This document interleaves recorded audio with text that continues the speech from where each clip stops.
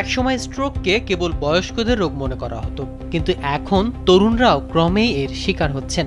বিশেষজ্ঞদের মতে আধুনিক জীবনযাপনের অনিয়ম, মানসিক চাপ ও শারীরিক নিষ্ক্রিয়তায় এর প্রবণতা বাড়ছে।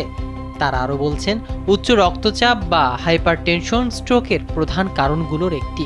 স্ট্রোক মূলত দুই ধরনের, স্কেমিক ও হেমারেজিক। মস্তিষ্কের রক্ত প্রবাহ বন্ধ হয়ে গেলে স্কেমিক স্ট্রোক হয়, আর রক্তনালী ফেটে গেলে হয় হেমারেজিক স্ট্রোক। দুই ক্ষেত্রেই দ্রুত চিকিৎসা না পেলে মৃত্যু ঝুঁকি বাড়ে। স্যান্ডেলিনা সো, রূপচর্চায় আভিজাত্য।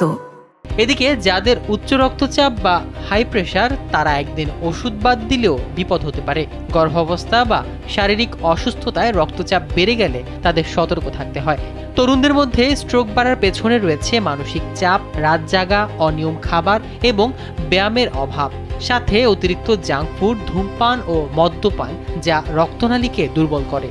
নিজেকে সুরক্ষিত রাখতে স্বাস্থ্যকর খাবার খাওয়া, প্রতিদিন অন্তত 30 মিনিট শরীর চর্চা, পর্যাপ্ত ঘুম ও মানসিক বিশ্রাম জরুরি। নিয়মিত রক্তচাপ পরীক্ষা করুন এবং অস্বাভাবিক উপসর্গ দেখা দিলে দেরি না করে চিকিৎসকের পরামর্শ নিন। সময়মতো সতর্ক থাকলেই স্ট্রোকের ঝুঁকি কমানো সম্ভব।